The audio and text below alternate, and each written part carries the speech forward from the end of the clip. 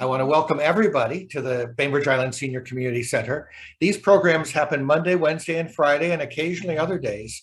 Look for a discussion about Bainbridge trees coming up on a Tuesday soon. They're sponsored by Fieldstone Memory Care Bainbridge Island. Fieldstone offers innovative and compassionate care. They're doing day stay, and respite programs right now as well. To learn more or get a tour of the apartments, call 360-689-4314, 360-689-4314. I'd also like to acknowledge that we are on the ancestral homeland of the Coast Salish people, specifically the Suquamish tribe. They're the people of the clear salt water, and we honor them and we are grateful for their hospitality. As I said, today we're being joined by Representative Tarra Simmons, who represents our district, the 23rd, position 1. We also have another representative, Drew Hansen. And Tarra has served since 2020 when she was elected to the position formerly held by Sherry Appleton. Tarra, raised in Bremerton and currently residing there, has overcome significant personal hurdles. She's faced poverty, trauma, substance abuse, violence, incarceration, prejudice. Those experiences are, of course, not unique, but they do give her an ability to give voice to many people whose voices have not been heard in our legislature before. And we are glad to have her there. She serves on the Public Safety, Civil Rights and Judiciary Committees, as well as the Health and Wellness Committee. And I guess you're the vice chair of the Civil Rights and Judiciary Committee?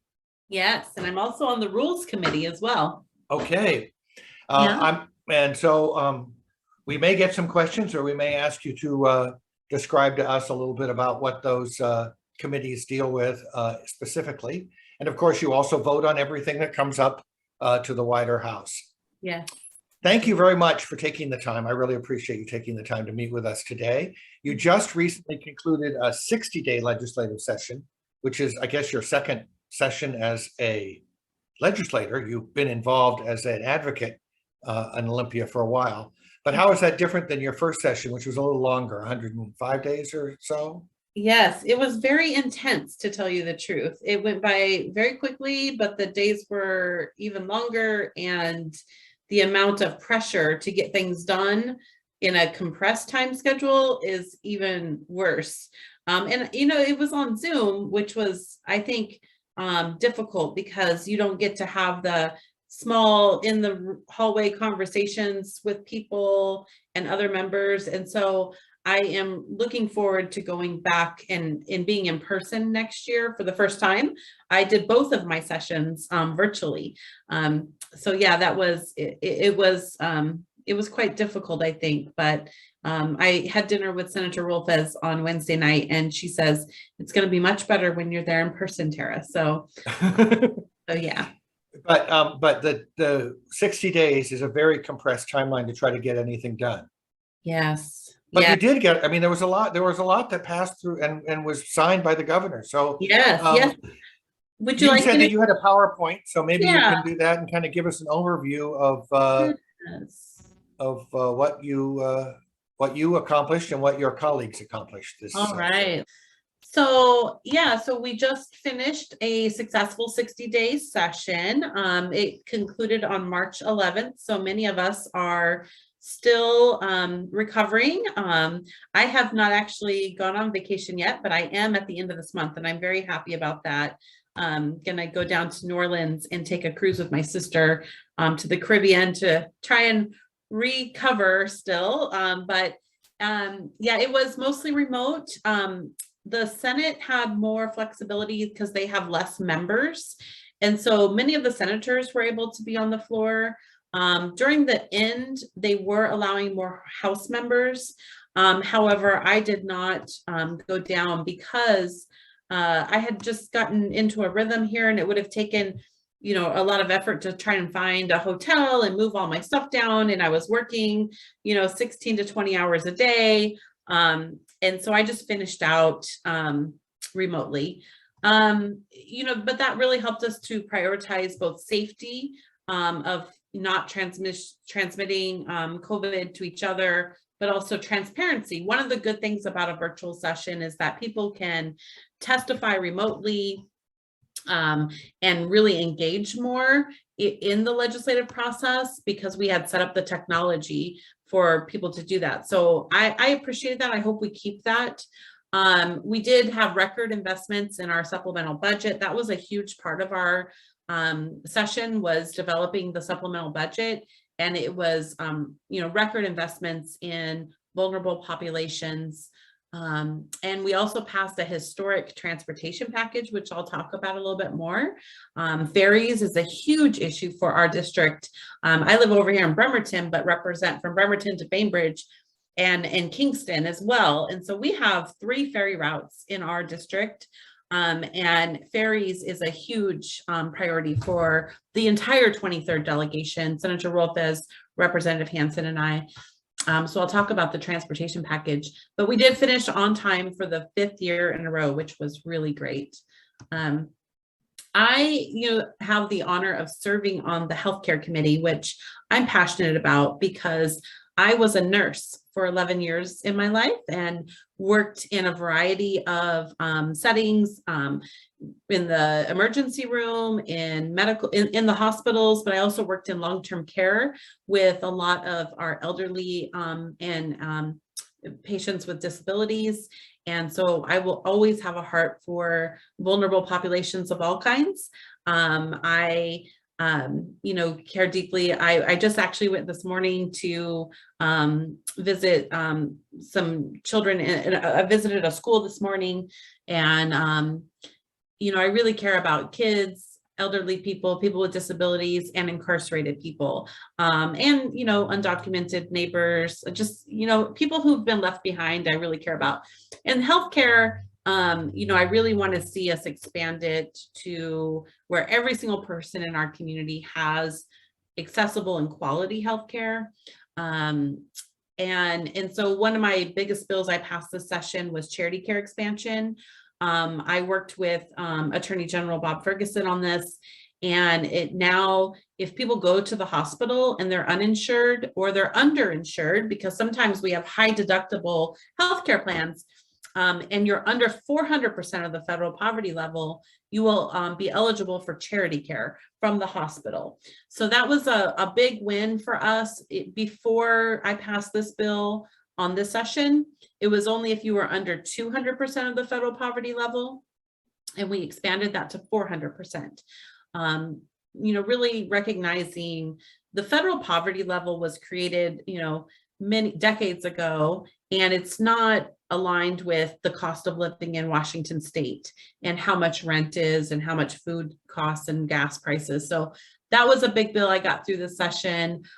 We also passed a bill around protection around surprise billing for out-of-network healthcare. So if you go to the hospital and you see an emergency room physician or an anesthesiologist, and they're not in your insurance network, sometimes the bill would be much higher or even at cost.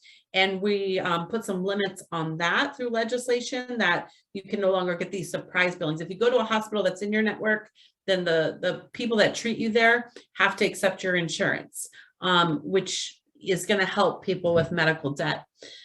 We also improved access to community-based behavioral health treatment in several ways. We do have a bill around that, which is about assisted outpatient treatment for people who need to be involuntarily committed because they don't know that they're ill, but cannot have mental health issues, but there's not enough inpatient beds, or they don't need to go to inpatient.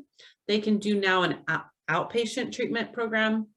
We also increased our behavioral health Medicaid reimbursement rates by 7%, which is huge. I just went to a ribbon cutting for a capital budget request that I did in 2021, my first session at Kitsap Mental Health Services. And now we have 2 classrooms there for kids who cannot be in traditional school because they have serious mental health issues. And now the Madrona School at Kitsap Mental Health is expanding to another classroom. And I was able to get that money from the state legislature to get that second classroom for these kids. But the overall behavioral health workforce is really struggling. That's why we don't have enough people to help all the people who need, a therapist or a psychiatrist. And a lot of that is because of how much we pay for Medicaid. So we increased that by 7%. We also gave I think, $100 million in our budget for retention bonuses and workforce development. So I'm really excited about that. So can I just ask a little bit about you mentioned community outpatient treatment for Yes. mental health issues. Yes. The funding is going to make it possible maybe for more resources to be available by providers like, say, Peninsula Community Health or Multicare or somebody to be able to set up more facilities, or how does that work? In other words, I know there are a lot of places that are kind of, maybe not so much here, but Bainbridge to some degree, but certainly Eastern Washington, where there's kind of healthcare deserts. Mhm. That's Yeah. Yeah, so now there will be more funding, and so people can set up more outpatient treatment facilities, but also just have more workforce. But there still remains a problem with finding enough workers. In all, we have a huge labor shortage right now. You know, to begin with, from the pandemic, in every sector, in nurses, in ferry workers, in behavioral health workers. But those three are really important in my mind because we're critically low on all three of those.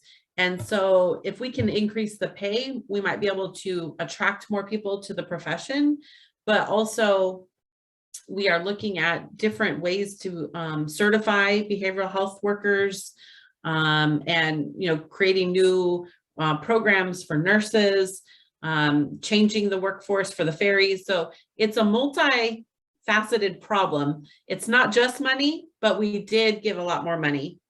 So we can hopefully attract more people to the workforce for behavioral health in particular. And we also passed a bill that will allow doulas, which are advocates for people that are giving birth.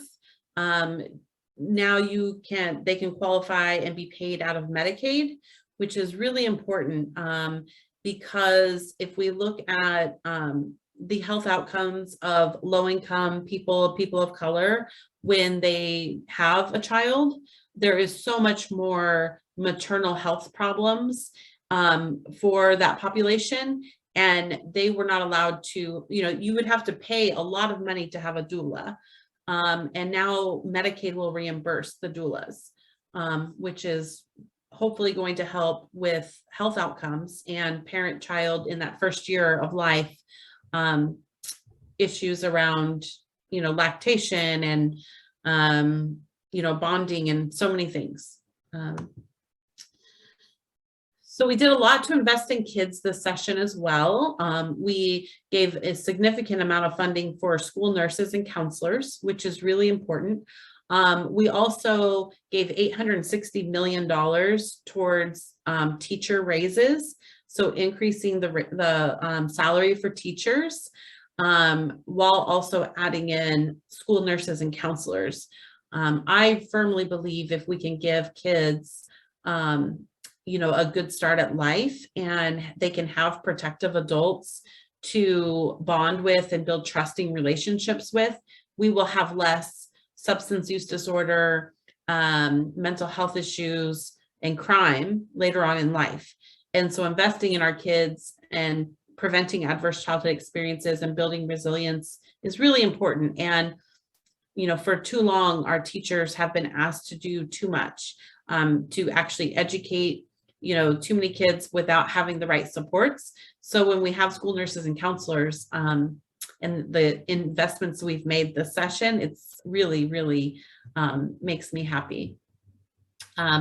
We also passed bills around language access for parents, making sure that we have information for parents in the language that they speak. We expanded the free school lunch program to where now if the school, I think, I'm trying to look at the notes here. I think it's around if you have 60% of your kids that qualify for school lunch, for free or reduced lunch, then the entire school will just get free or reduced lunch. So that way kids don't have to be stigmatized and kind of sorted out. and everyone gets access to nutrition. So just as a high percentage, I'm not quite sure what the percentage is, but it'll be good to have free meals to all students. We also, gave more money for funding and stabilizing the schools that have had enrollment declines because of COVID-19.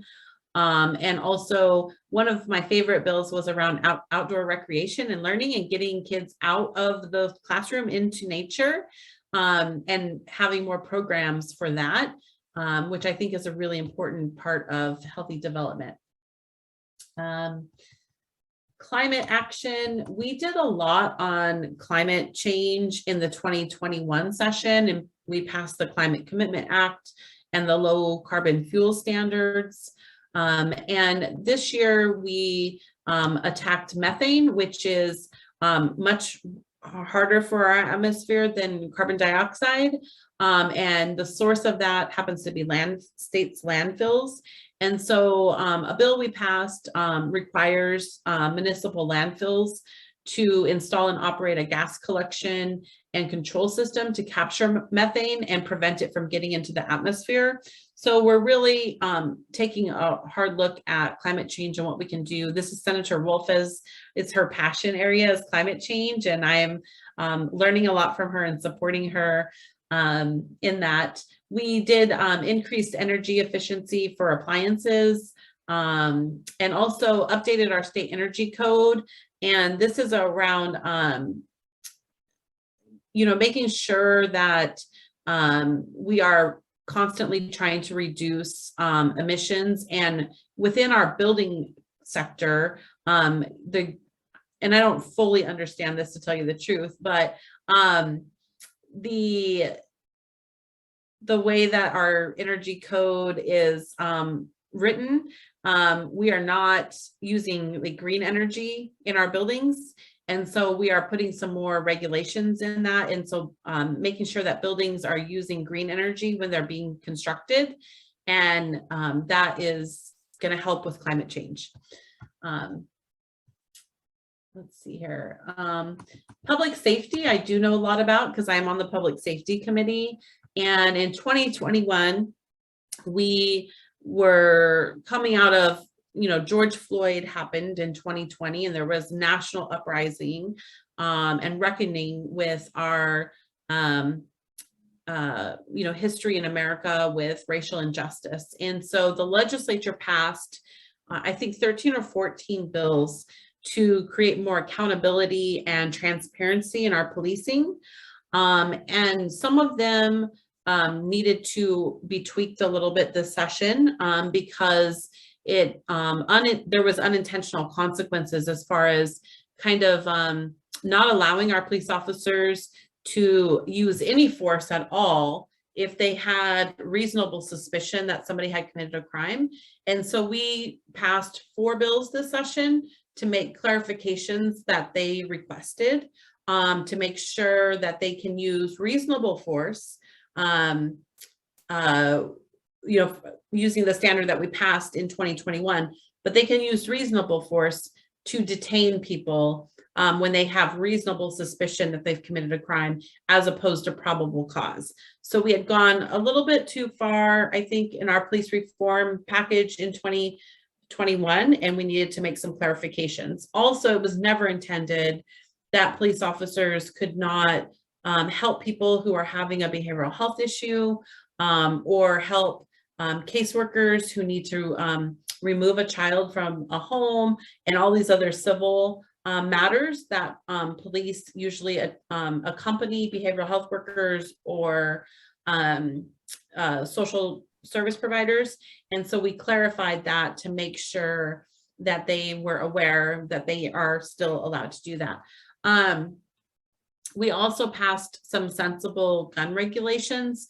So we passed a bill to stop the manufacturing distribution of high capacity magazines in Washington state.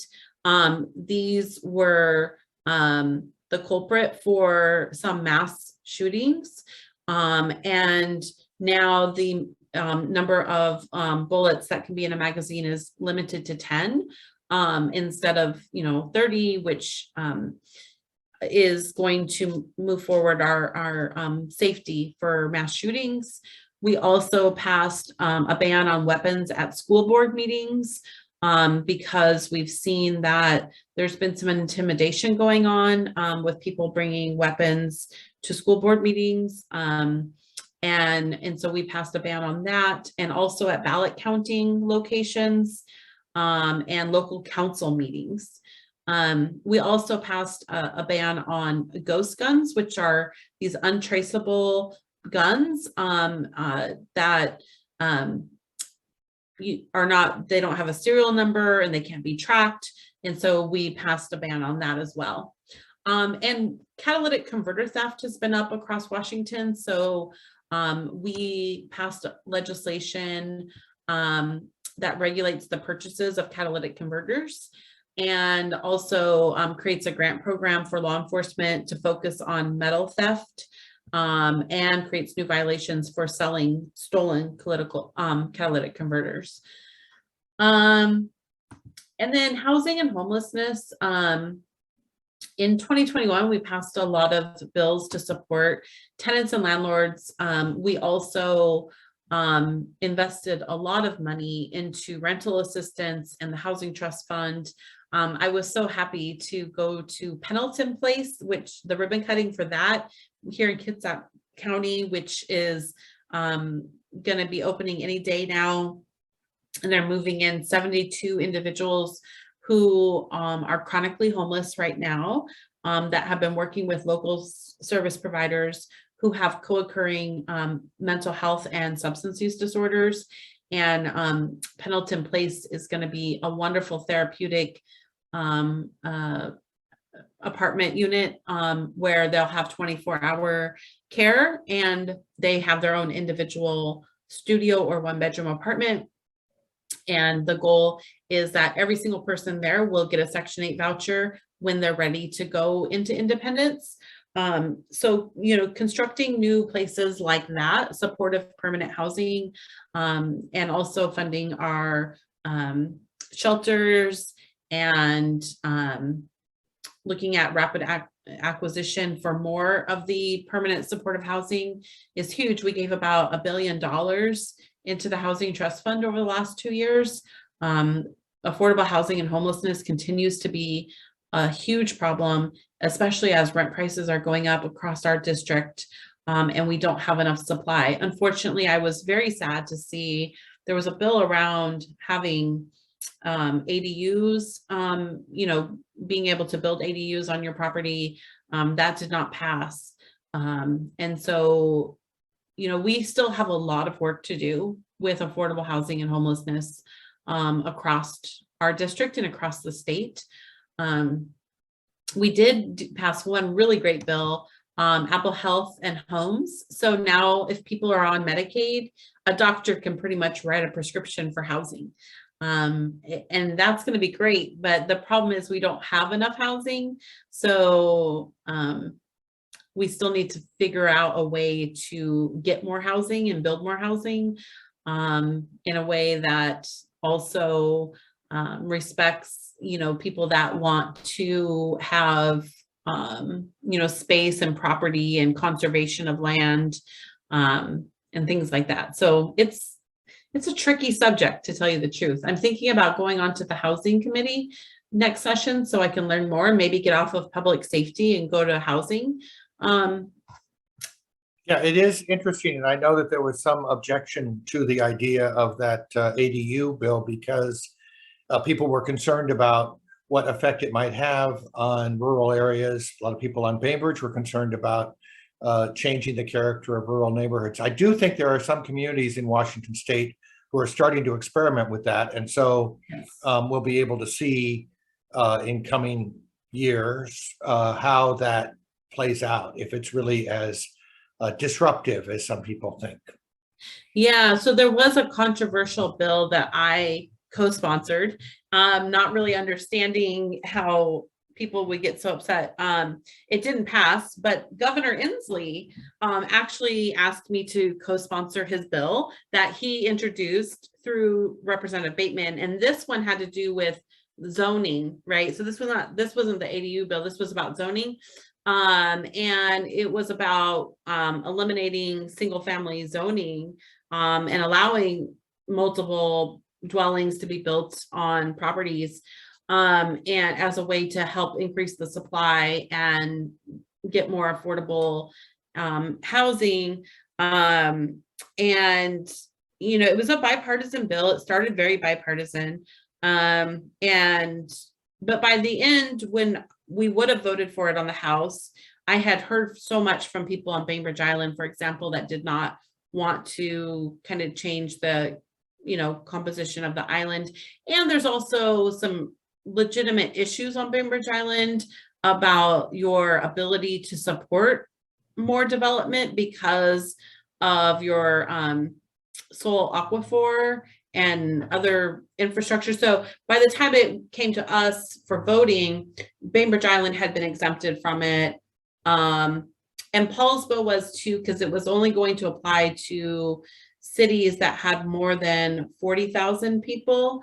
So, and it was only going to be near transit, right? So if you were very close to transit, you could not have single family zoning there. And so it was only going to affect a very small part of Bremerton. So I probably would have been for it by then, but yeah.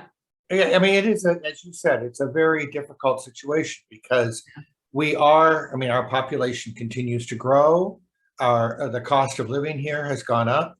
We can't really not grow. I mean, that's really, some of us might want to, but it really isn't an option. So we have to think about ways that we can responsibly grow, both for the environment and for transportation. As you say, we don't want to increase a lot of climate compact of people needing to be driven or driving all over. So yeah, I think it will be, it's an ongoing effort, and I'm glad to see that you might be interested in moving into that area more in the future. Yeah, thank you. So economic recovery is, really important. I was happy that we made a decision to eliminate the B&O tax for small businesses that gross $125,000 a year or less. I think it's important to support, small entrepreneurs and small businesses. And that means in the next 5 years, small businesses will be paying hundreds of millions of dollars less in taxes. Additionally, we passed $100 million in grants to the hospitality businesses who have been really some of the hardest hit in the pandemic. We also lowered the liquor license fees for small businesses to get a break on costs. We had a new program that went in the expanded motion picture tax incentive program to attract more film production to Washington, which might be kind of cool. And we also had lots of grants for arts and cultural organizations that anchor our main streets and downtowns. So hopefully, these economic recovery programs will help, stimulate our economy and support our small businesses. There's a lot down in Winslow that I really love to go visit and frequent. So hopefully they'll be able to take advantage of some of these relief options. Yeah, that does sound like a Main Street sort of support mechanism. The idea of small businesses being big employers. I mean, they aren't big individually, but you put them together and you get a lot of people working. Yes, absolutely. So just in general, like my values are not to give tax breaks to big, large corporations that employ, hundreds and thousands of people like Amazon and things like that, but to invest in small businesses, even if the state's going to lose some revenue, I think it's a good thing to do. We will have to figure out how we, it's always a balancing act, right? Like you have to cut somewhere else if you don't take in revenue. So I am, concerned about that, because this slide is about the community investments I was happy to lead in the this year. My capital budget requests were for the Rejuvenation Community Day Center that's going to be built here in East Bremerton. We have a large population of unhoused people in Bremerton, and there's only now there's only one shelter in Bremerton because the Kitsap Rescue Mission is moving to Port Orchard. So we just have the Salvation Army, which is not a good fit for everybody because it's a faith-based program. And some people from the LGBTQ community, for example, don't feel like they belong there. And also it's only open, normally it's only open from 7 p.m. to 7 a.m. So during the day, there's not a place for our unhoused neighbors to go. They get trespassed off of properties, out of restaurants, and they don't have anywhere safe to go during the day. And so the Rejuvenation Community Day Center is going to be that place where they can go during the day in Bremerton.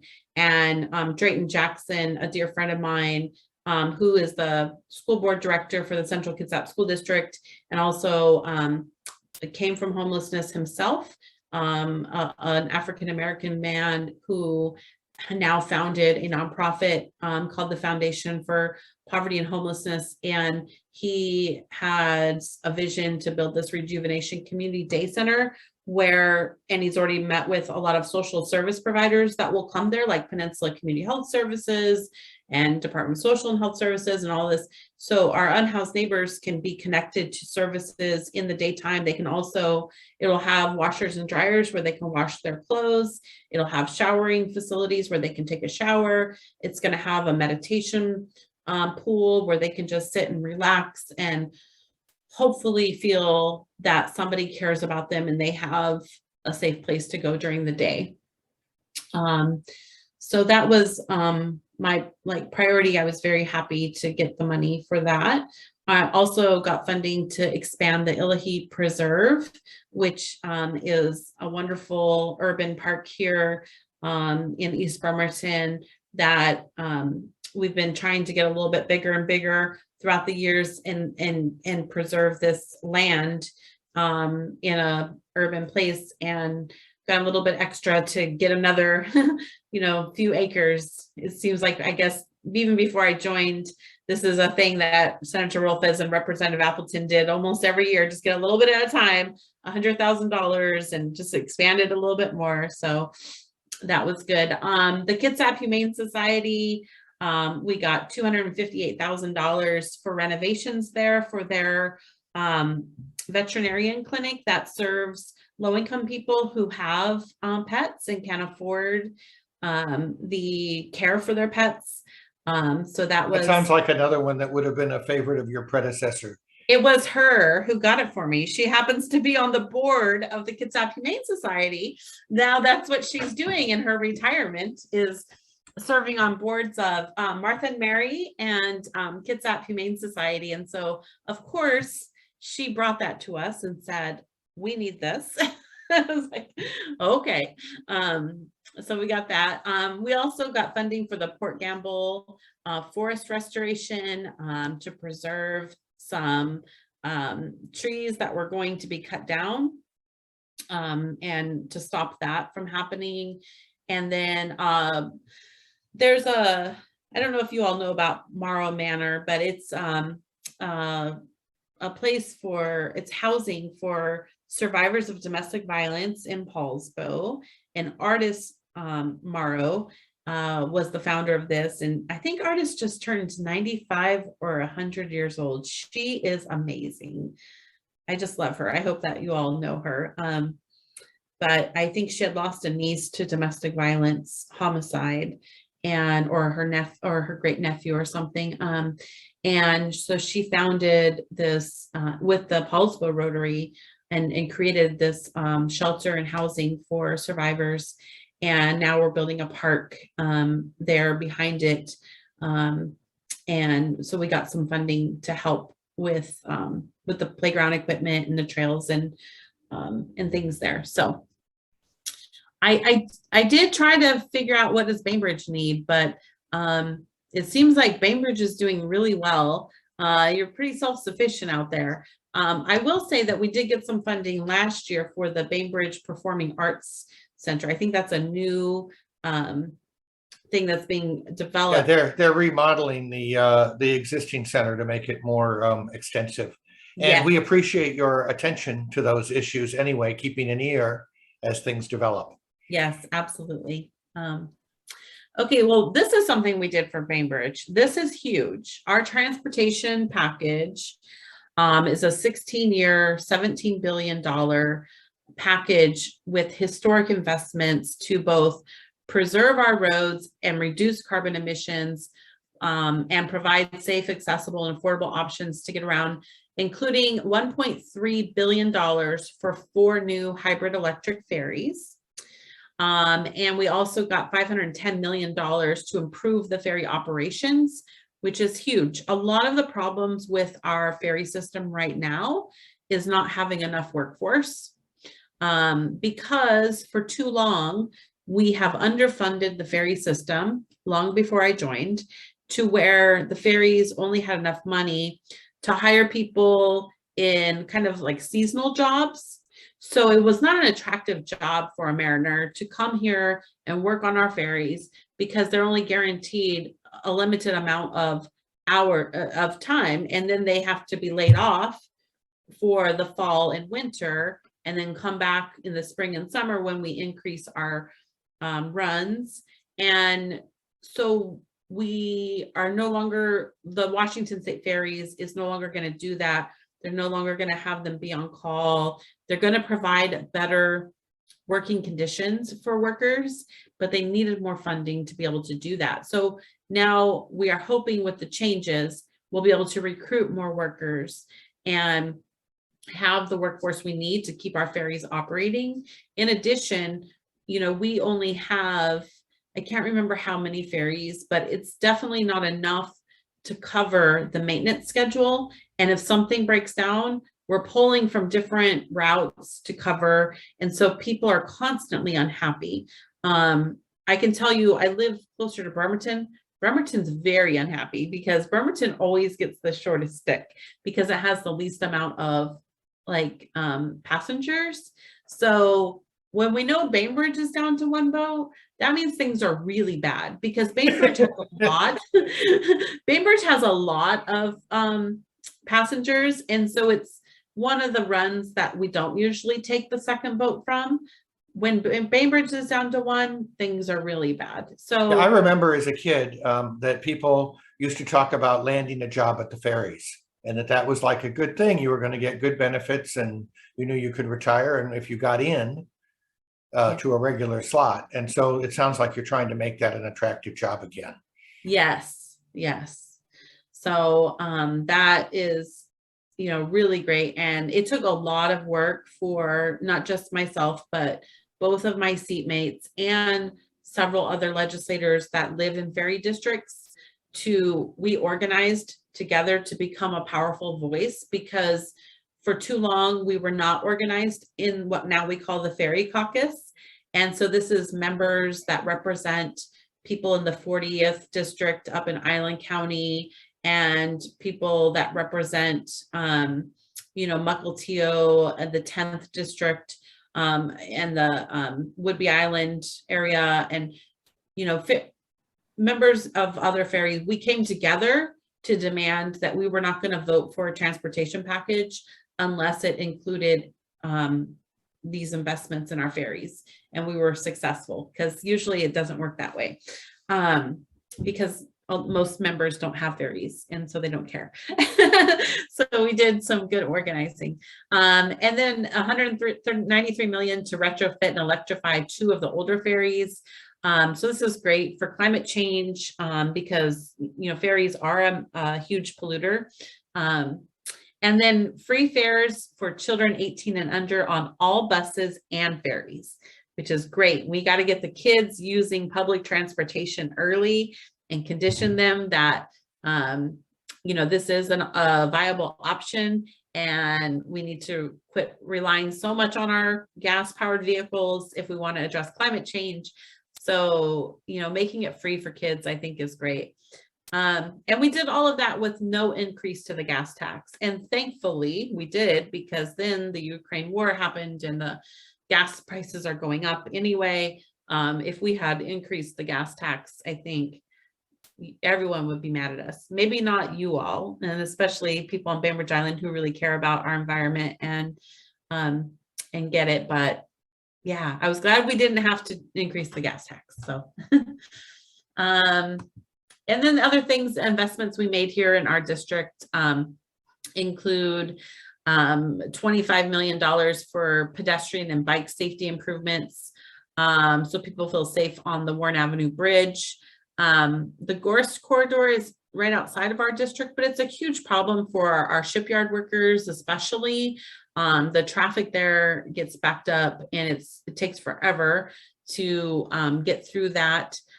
We did reduce the Tacoma Narrows Bridge toll by 75 cents, which is great. It's the first time it's been reduced. It's been going up and up and up, and now we're getting a reduction. And then one big thing I hear a lot about, I do hear about it from Bainbridge too, so we probably need to look at this a little bit more, but the Kingston ferry terminal traffic is really bad. And so we got $18.5 million to address the ferry traffic gridlock down there in downtown Kingston. And there's going to be a complete realignment of downtown Kingston, which should help with the ferry traffic, and also just building out their main street and their economy there. And then, the Washington Cares, the Long-Term Care Act, is really important. And I wasn't there to vote on this bill, but I do know that seniors are spending down, savings in order to qualify for Medicaid for long-term care, and that is horrible. And we don't have we do not care for our seniors. And so I really stand by the Long-Term Care Act. However, we did have to put a pause on it because there was some issues, I think, that really do need to be addressed around portability. For example, if you pay into it your entire life here when you're working in Washington, and then you go down to Arizona, how do you recoup or become eligible for the care that you need? And then also, and we have a lot of military families, who work here and probably don't retire here. So we do need to address some of the policies. I think also, because of the pandemic and the way everyone is really struggling to get by, it was probably not the right year to start implementing it. And we heard over and over again from people around that. So we are going to be looking at some more policy changes and, start the bill hopefully next session. Yeah, it's definitely something that we've talked about a lot. Obviously, people in our age group were not particularly involved. And of course, you have to fund something before you can pay it out. And we've had meetings here at Something to Talk about walk cares. So I invite you to go back and look at that. You're going to put up your email information, and I know there are a couple people who have some questions. So I'm going to kind of let them, I think, Dan, you had a question?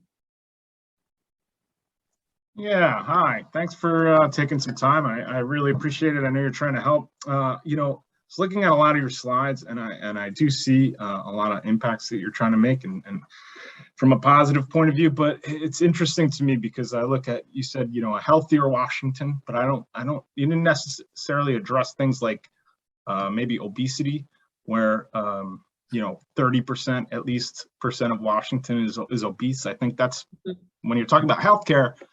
to Yeah. me, that's like the no-brainer. That would be the number one thing. I didn't see that on your slide. Yeah. When you're talking about kids and improving them, there was no mention of maybe parents. You know, I think parents are going to have the biggest impact on kids, and I don't think we're doing a really good job as Americans as being good parents anymore.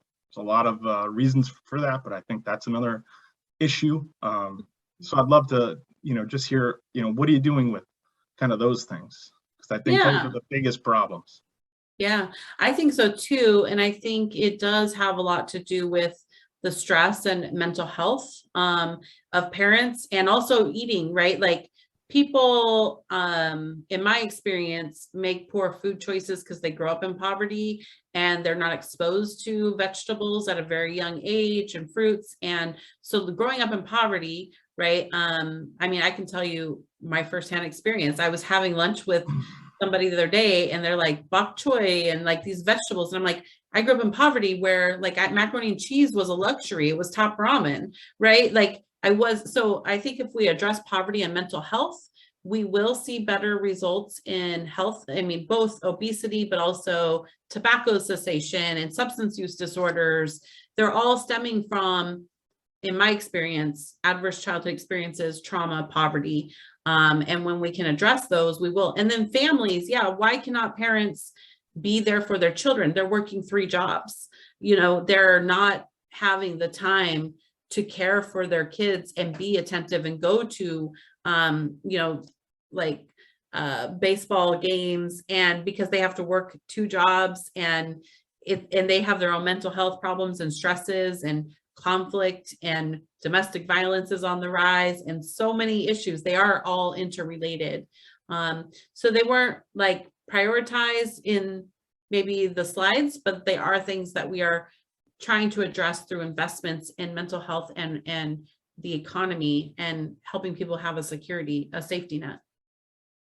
Okay, I think Bill had a question too. Bill? You need to unmute. The famous Zoom quote of the 20s. I can maybe invite you to unmute. Maybe that one. There you go. How's that? Perfect. Testing. I said, thank you, Representative Simmons, for speaking with us. Yeah. I have 2 short questions. They're short. They demand short answers because neither one deals with your committees. Okay. But Senator Mullet's committee failed to move the bill that would have reduced the tax break for newspaper publishers. Speaking as a political scientist, this is really critical first aid for our newspapers. They are really one of the few sources of unbiased information necessary to be a citizen. And I hope that you will look at that in the next session. We've lost about 2,000 newspapers over the country in the last few years, partly because we have a commercial model for newspapers, and that doesn't support them. Bill, you promised a short question, so Yeah, I think no you worries. got. I am grateful that you brought that to my attention. If it was in the Senate and they didn't move it, we didn't get to see it.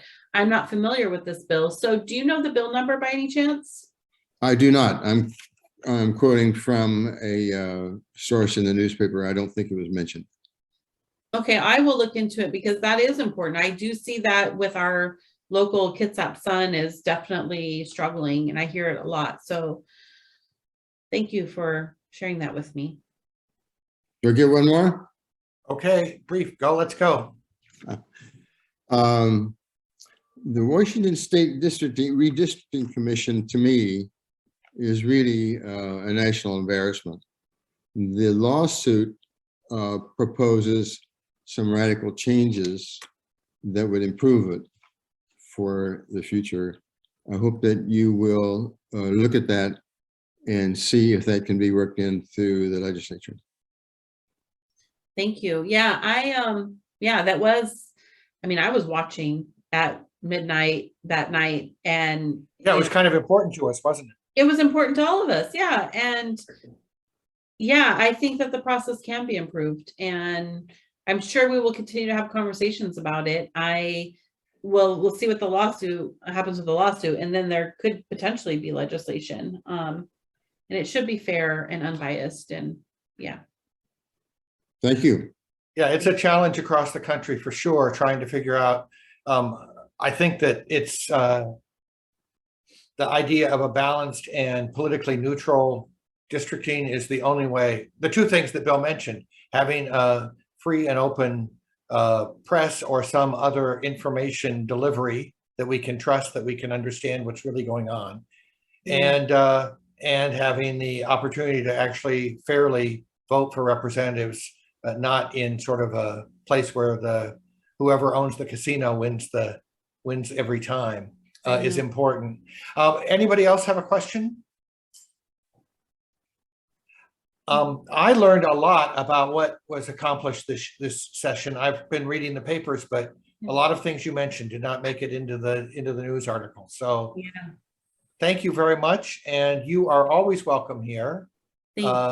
Let us know if you want to stop by and I would love talk to us. that.